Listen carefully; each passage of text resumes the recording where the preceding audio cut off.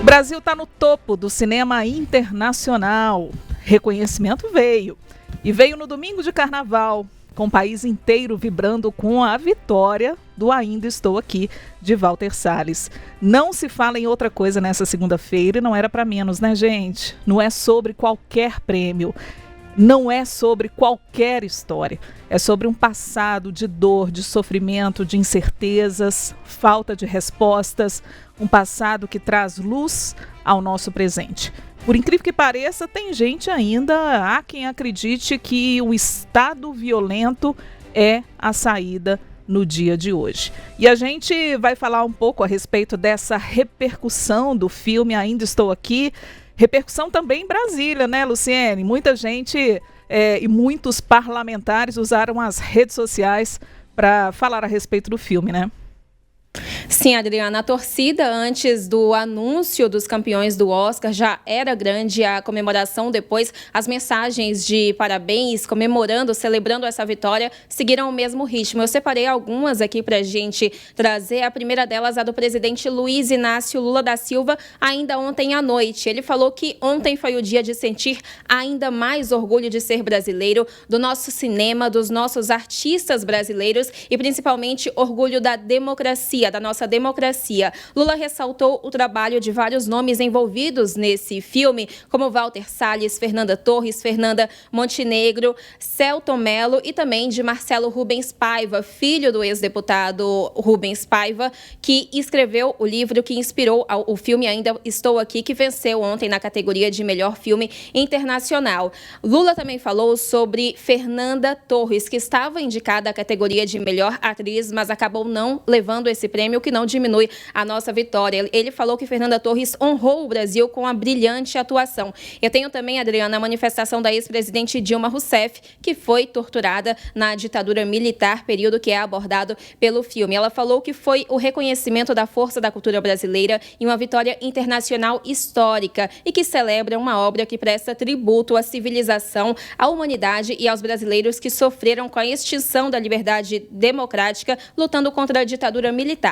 A ministra da Cultura, Margarete Menezes, outro nome importante nesse meio envolvido no filme, estava no Pelourinho, em Salvador. Ela está de férias para participar das comemorações do Carnaval e dos 40 anos do Axé Music. Ela estava em cima de um palco, de um trio, no Pelourinho, em Salvador, e filmou o momento em que o público ali presente, os foliões, receberam a notícia da vitória de melhor filme internacional. Uma comemoração, um mar de comemoração, dá para ver no vídeo dela. Também o presidente do Senado, Davi Alcolumbre, que afirmou que o Brasil fez história, e o presidente da Câmara dos Deputados, Hugo Mota, que desejou parabéns para toda a equipe envolvida no filme Ainda Estou Aqui. Eu trouxe também, Adriana, uma manifestação de um nome da oposição. A oposição ficou um pouco mais calada, um pouco mais acanhada nessas manifestações depois da vitória de melhor filme estrangeiro no Oscar, mas eu trouxe aqui a do líder do PL no Senado, o senador Carlos Portinho, que comemorou ao afirmar que o Brasil é um só e também que a cultura é uma política de Estado e não deve ter lado ou pertencer a um grupo político.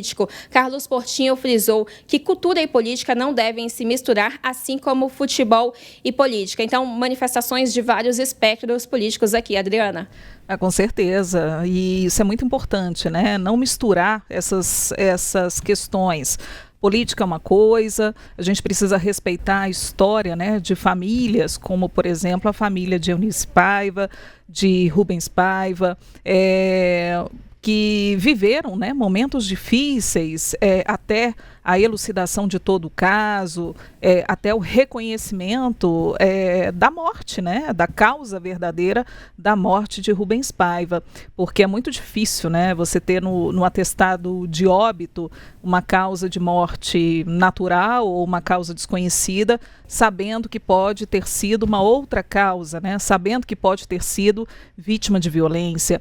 Então, a elucidação do caso é fundamental. Luciene, interessante você ter citado também a manifestação da Dilma Rousseff, porque foi no governo Dilma, né? O governo Dilma teve uma importância no que diz respeito à Comissão da Verdade, porque foi nesse governo que foram instaladas foi instalada a Comissão da Verdade, a comissão, né, por vários estados também, trabalhando na elucidação de vários casos, e é importante, talvez até mesmo pelo que ela tenha vivido, né, e a importância da Comissão da Verdade também, para a elucidação desse caso, e foi fundamental, por exemplo, na elucidação do caso do Rubens Paiva, né?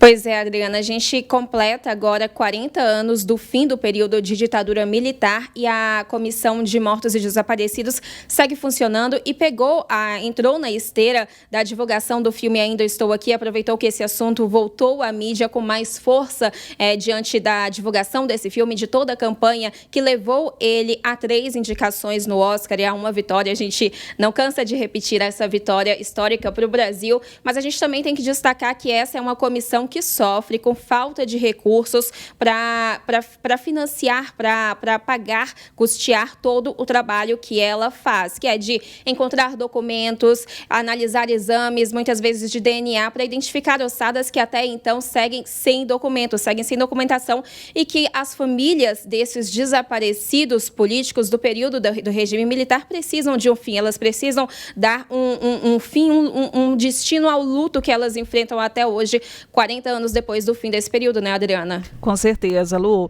Vamos fazer o seguinte, a gente repercute politicamente mais para frente também, a gente volta nessas questões todas, vamos falar também sobre a lei da anistia, mas é verdade, né, que a torcida era por 3 estatuetas, a gente queria as 3, né, mas uma delas chegou para honrar o audiovisual brasileiro e a gente se pergunta qual a importância desse prêmio para o setor.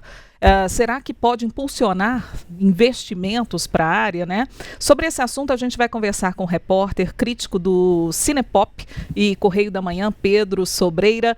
Pedro, boa noite, obrigada, viu, por estar aqui conosco, um prazer recebê-lo. Boa noite, Adriana, tudo bem? Eu que agradeço. Boa noite a todos aí assistindo. E muito feliz em estar aqui um dia depois dessa vitória tão aguardada no Oscar, né? Momento histórico, né, Pedro? E aí eu já te pergunto, poderiam vir 3 ou uma já tá de bom tamanho? A gente queria 3, na verdade, com certeza o Oscar de melhor atriz para Fernanda Torres, né? Tava todo mundo na expectativa, mas eu queria que você falasse, né, da importância desse prêmio, a importância da divulgação no cenário internacional, do que a gente pode produzir, né, Pedro? Isso é fundamental, importantíssimo. Na verdade, assim, acho que o sonho todo era voltar para casa com as 3 estatuetas, mas o melhor filme internacional é um sonho que, assim, gerações consagradas de cineastas não conseguiram. Então é uma vitória para gerações à frente lembrarem e tomarem como inspiração. E ela chega num momento em que é muito importante para o cinema, porque depois da pandemia a gente vem sofrendo muito para conseguir chegar a níveis próximos daquela época pré-coronavírus, em que o cinema nacional viveu uma época muito boa, até com números muito expressivos do Paulo Gustavo, principalmente. Então, esse momento agora de ter um filme como Ainda Estou Aqui, brilhando internacionalmente, é uma mensagem de que o cinema nacional ele pode voltar a ser o que já chegou a ser um dia, e pode ter voos muito mais altos daqui para frente. Ô Pedro, eu queria também uma análise sua pelo que o filme traz. Porque é um filme, não é um filme de ficção, é um filme que retrata algo que aconteceu e que marcou, né, o nosso país. O prêmio vindo, ainda mais com essa temática, como que você analisa isso num Brasil polarizado, num Brasil intolerante, no Brasil que se investiga um golpe de Estado? Como que você vê tudo isso, mas do ponto de vista aí audiovisual, pelo que você acompanha? Então, Adriane, o filme veio numa época, o timing eu acho que foi muito propício, por assim dizer, porque teve uma mensagem muito urgente do filme em uma época de muita urgência política também.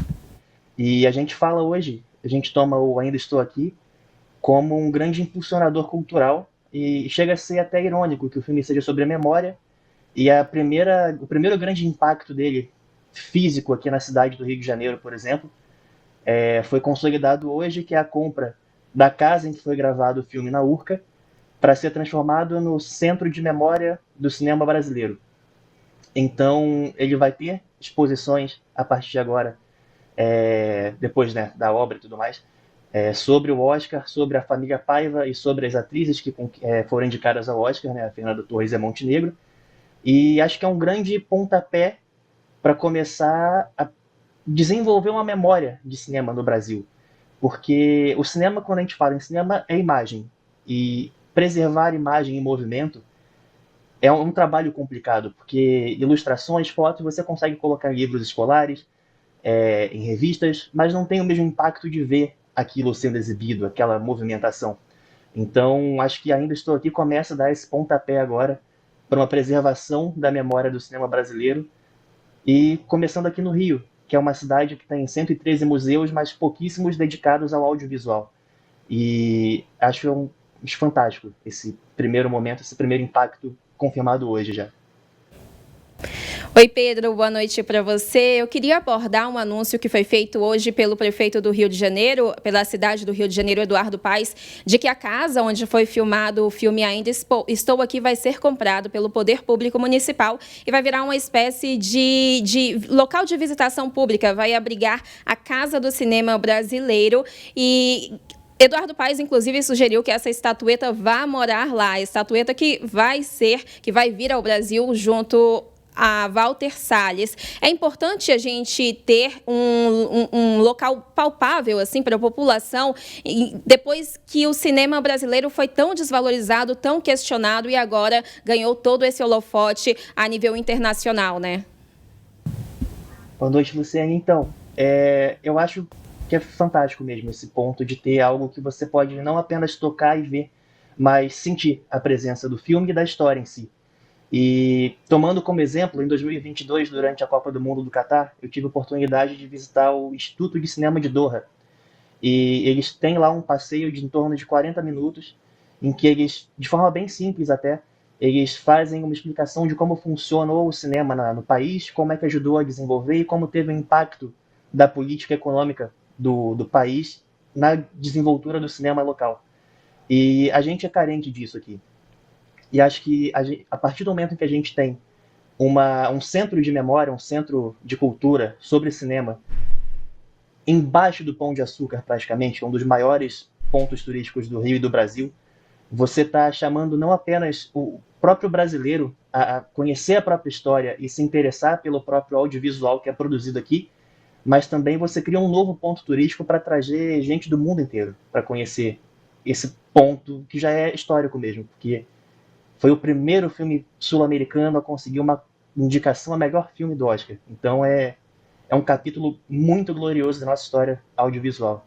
É importante falar em time, né, Pedro? O prefeito Eduardo Paes usou o timing certinho aí para conseguir, né, fazer esse anúncio, de certa forma, ter um pouco mais de visibilidade também nesse período. Mas que bom, né, que o filme, de certa forma, proporcionou esse anúncio e tomara que o projeto se concretize. O que a gente viu também é que no entorno, né, dessa casa, que fica ali na mureta da Urca, muitas pessoas já estavam, né, como já estão no Rio para o Carnaval, estão também visitando, né, esse ponto turístico. Então, de certa forma, já passou a ser o ponto turístico aí, a Prefeitura do Rio de Janeiro aproveitando essa oportunidade. Agora é complicado, né, Pedro? Você depender de algo, por exemplo, no caso, né, do filme Ainda Estou Aqui, para se ter, né, esse incentivo, para ter algum anúncio. Eu queria que você falasse um pouco dessa política do audiovisual, a dificuldade hoje para se produzir, né, para se colocar um produto, para se divulgar um produto. Eu acho que é por toda essa dificuldade, né, que o Oscar tem um gostinho tão especial, principalmente para quem está envolvido naquela produção. Não, é verdade. Fazer cinema no Brasil é missão quase impossível, assim, é um esforço muito hercúleo, por assim dizer. E Ainda Estou Aqui, eu acho que ele traz alguns pontos, porque a gente veio de uma época meio complicada de investimento em cultura, muito também por conta da pandemia, que realmente complicou muito essa parte de mercado mesmo, de investimento, mas a questão que a gente tem agora é que com essa projeção de Ainda Estou Aqui lá para fora, existe uma expectativa de que não apenas haja mais incentivo a políticas públicas, como o prolongamento da Lei Paulo Gustavo, perdão, até o final desse ano, que teria que ter terminado em dezembro do ano passado, mas já tem esse projeto de estender até dezembro de 2025, que é uma lei que tem salvado muita gente para a produção de audiovisual. Mas eu acho que ele também traz uma questão muito interessante, que é mostrar para a iniciativa privada que vale o investimento. Porque a gente passou por muito tempo com os mesmos investidores de cinema, investindo a mesma quantia, bem abaixo do padrão. E se você parar para analisar, o mercado cinematográfico internacional, ele é caro. Cinema demanda dinheiro, porque os equipamentos são cada vez mais caros, os atores precisam receber, as equipes precisam receber, então são questões financeiras importantes. E essa parceria privada, vindo de Ainda Estou Aqui, que foi um filme que assim, chegou a negar a verba da Ancine de promoção pro Oscar, porque tinha uma campanha sólida privada, eu acho que passa uma mensagem muito interessante para quem pensa em investir e não sabe se vale a pena. E mais do que isso, entra em conjunto agora a lei da cota nacional no cinema, que ela estipula, no caso, que hajam uma quantidade de salas e sessões mínimas de filmes nacionais durante todo o ano. Ela não busca tirar espaço de filmes internacionais, ela busca apenas proporcionalidade. E é importante para o pessoal que não tem o costume de assistir filmes nacionais que tenha esse incentivo, porque você só começa a assistir alguma coisa se você tiver à disposição. E Ainda Estou Aqui é um caso raríssimo, que está, se eu não me engano, há quase 4 meses em cartaz. A gente tem, por exemplo, o Chico Bento, que estreou em janeiro, na semana que vem já está chegando ao streaming. Então, os filmes brasileiros geralmente ficam pouquíssimo tempo em cartaz, então isso acaba refletindo num público menor. Com essa possibilidade de assistir mais filmes brasileiros, os investidores, as iniciativas privadas, até mesmo a política pública, ela vê que vale a pena, porque a marca vai ser exibida e os projetos vão ser financiados, porque também existe muito isso, de projetos que são bancados e acabam não conseguindo chegar aos cinemas. Então é fundamental esse sucesso, e eu acho que realmente é um início para uma fase de mudança para a nossa cultura aqui. Pedro, eu acho importante a gente abordar também que, além de garantir mais investimento privado, além de criar mais políticas para o audiovisual brasileiro, a gente também precisa popularizar ainda mais o acesso a esse tipo de cultura para a população brasileira. A gente tem, eu vou falar aqui de Brasília, que a gente tem cinemas mais populares que fazem preços muito populares em alguma campanha específica, mas, de forma geral, a gente tem aqui em Brasília ingressos de cinema que custam aí R$40 para mais, um ingresso inteira, né, sem considerar as meias por lei. Então, a gente precisa popularizar esse acesso também à população para que esse tipo de cultura chegue ao máximo de pessoas possível. A gente teve, inclusive, alguns parlamentares aproveitando todo esse holofote do filme Ainda Estou Aqui. Eu cito aqui o deputado Carlos Veras, do PT de Pernambuco, que protocolou um projeto de lei que propõe a criação da lei Ainda Estou Aqui, e um dos trechos dessa proposta cita a identificação dos cinemas de rua, que são justamente esses cinemas mais populares, para que mais pessoas tenham acesso a esse tipo de conteúdo, especialmente quando a gente aborda o filme que fura a bolha da cultura e entra também na questão histórica do Brasil, numa história que o país viveu. Então, acho que a gente também precisa discutir essa questão da popularização do cinema para todas as faixas da população do nosso país, né? Isso é fundamental, porque é algo que fica muito nítido nas semanas de promoção, né? A gente tem pelo menos 2 vezes por ano a Semana do Cinema nas principais redes de cinema do país. E nessas semanas o ingresso é reduzido para cerca de R$10 a faixa de preço. E você vê gente que não está acostumada a ir aos cinemas que passa a frequentar. Então, assim, não é uma questão de má vontade do povo brasileiro que não gosta de cinema. Todo mundo gosta de ir ao cinema. É uma experiência fantástica. E quem não viveu, a partir do momento que viver a primeira vez, não vai querer saber de outra coisa. Então, é algo que, assim, precisa ser discutido.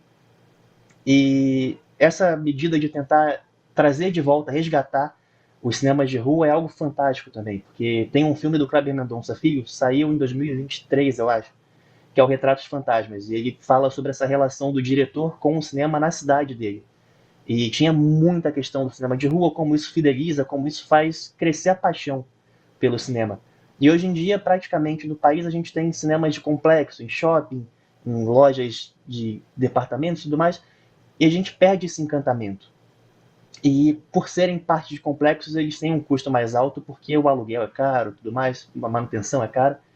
Então é algo que sim, precisa ser debatido com seriedade, porque a gente tem um problema que muitos não tratam cultura como algo sério, tratam como supérfluo, e cultura, acesso à cultura é um direito garantido básico para a gente, deveria ser pelo menos, né? E a partir do momento em que passarem a debater isso com seriedade, levando a sério mesmo a questão, eu acho que vão chegar a algum tipo de ponto comum que dê para manter os cinemas e talvez conte com algum tipo de subsídio, alguma coisa assim, porque tá muito caro realmente. Então não tem como a gente cobrar a arte acessível se o preço não é acessível. E se soubessem, né, como a arte educa, né, como a arte ela pode fazer bem para a pessoa. Eu estou me lembrando aqui, Pedro, aqui em Belo Horizonte, por exemplo, há uma sessão gratuita de música clássica. Música clássica na hora do almoço, no centro da cidade, ali no Palácio das Artes. E no início não havia assim tanta. Foi algo mais despretensioso, sabe? Mas fez tanto sucesso, né? E são sessões lotadas, e são sessões que mostram realmente o interesse do povo por coisa boa. Né? O povo não quer qualquer tipo de produção, quer uma boa produção. Então, é importante que o governo, né, que as políticas públicas enxerguem, né, esse desejo e esse que é um direito, né, do povo brasileiro. Agora, eu queria também uma análise sua, Pedro, porque a Fernanda Torres, em várias entrevistas que ela deu, ela fala muito sobre um filme falado em português, um filme né, que tem a nossa identidade. Eu queria que você falasse a importância disso, né? Porque a gente vê o filme em Portugal, o filme em diversos países sendo falado em português. Eu me arrepio até de pensar na importância que tem isso, né? É a nossa identidade, né? Não, isso é realmente de arrepiar mesmo, porque a gente passa assim, justamente por ter essa falta de investimento e de apoio da arte, a gente tem esse complexo de vira-lata às vezes, que assim, o que é nosso não presta, só presta o que vem lá de fora. E aí, de uma hora para outra, as pessoas começam a assistir, elas descobrem que sim, o cinema brasileiro presta. E aí tem essa validação externa, né, que vem de fora.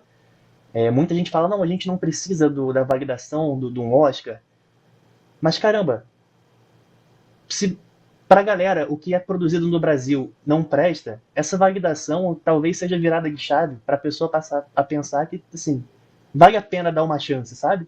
Não vou dizer que vai mudar a opinião dela, mas é o seu idioma, é a sua fala, são os seus costumes, as suas roupas viajando o mundo inteiro. E é a primeira vez em muito tempo que uma galera que assim só assiste produção internacional não está sendo influenciada pelo que vem de fora, mas está exportando o seu dia a dia. E isso é incrível, assim, falta até adjetivos para descrever como é que isso é maravilhoso, porque o Brasil é um país riquíssimo em cultura e ao mesmo tempo parece que só a gente sabe disso, sabe? Como a própria É. Fernanda Torres falou durante o coletivo em São Paulo ano passado, é como se não apenas o brasileiro redescobrisse o seu Brasil próprio, mas como se ele agora quisesse que o mundo conhecesse esse Brasil. Porque a gente sabe que presta. E a gente quer agora mostrar para todo mundo que, gente, realmente presta. Não é só esse. Tem muitas outras obras que são absurdamente incríveis.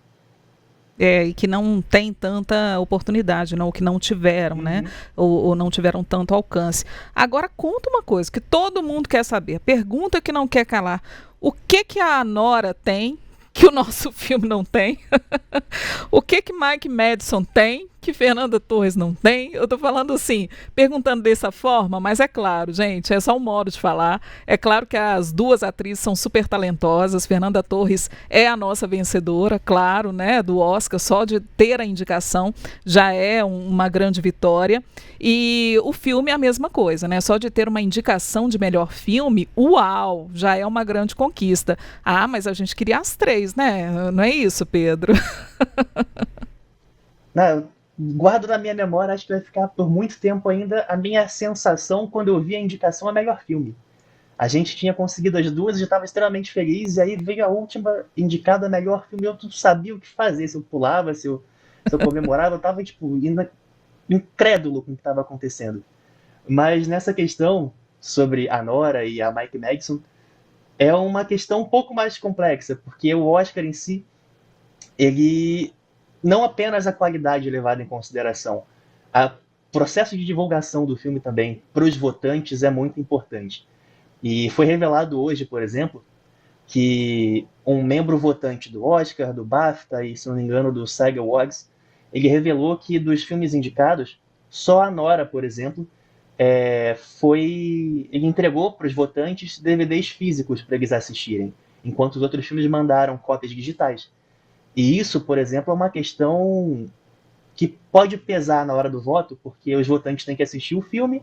A gente está falando da academia, tem muitos votantes com uma idade um pouco mais avançada, que talvez não se entendam muito bem com a internet, com o computador.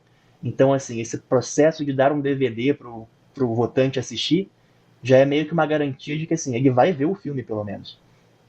E nesse ponto foi muito importante a vitória no Globo de Ouro, porque meio que despertou a curiosidade dos votantes e já deu uma garantia um pouco maior de que, não digo todos, mas 80% dos votantes realmente iriam assistir o filme. Uhum. E nesse ponto, a campanha, que foi muito bem feita também, acho que vale ressaltar que foi uma campanha, acho que sem precedentes na história do Brasil, de divulgação do filme, talvez tenha sofrido um pouquinho com isso, porque a Nora conseguiu fazer uma campanha que talvez tenha dialogado um pouco mais com votantes de uma idade mais avançada. Mas, sem querer desmerecer a Nora, porque para mim, junto com Ainda Estou Aqui, foi o melhor filme do ano passado. Eu sou um dos que defende o filme, acho fantástico também. O trabalho da Mike Madison também achei muito bom, ainda mais para uma atriz que está começando. Muito jovem, né? Porque ela tem umas nuances muito boas ali, ela tem acho que 26 anos só. É. Então é uma performance muito boa. Mas claro, assim, nessa hora pesa muito pra gente. A gente viu a Fernanda Torres crescer na televisão, no cinema nacional, e seria maravilhoso voltar para casa com as 3. Pelo menos 2 ali, né? Mas só essa de filme internacional eu acho que assim, é um capítulo que vai demorar muito tempo para ser minimamente esquecido. É isso. E que a gente tenha, né, outras oportunidades, não é isso? Outros momentos assim, não é, Pedro? Momentos para a gente comemorar, vibrar junto com o audiovisual brasileiro, compartilhar, poder usufruir, né, do que o audiovisual nos oferece, que venham mais investimentos, né, que o Ainda Estou Aqui possa trazer também essa mensagem de que o audiovisual respira, precisa respirar e precisa sobreviver. Pedro, queria te agradecer demais, viu, pela participação aqui no nosso Tempo News, nos ajudando, né, a entender um pouco mais sobre a repercussão da vitória aí do filme, né, de melhor, da categoria, né, filme internacional, para o nosso Ainda Estou Aqui. Repórter crítico do Cinepop, Correio da Manhã, Pedro Sobreira. Pedro, brigadão, tá? Eu que agradeço, muito obrigado, gente. Bom programa aí.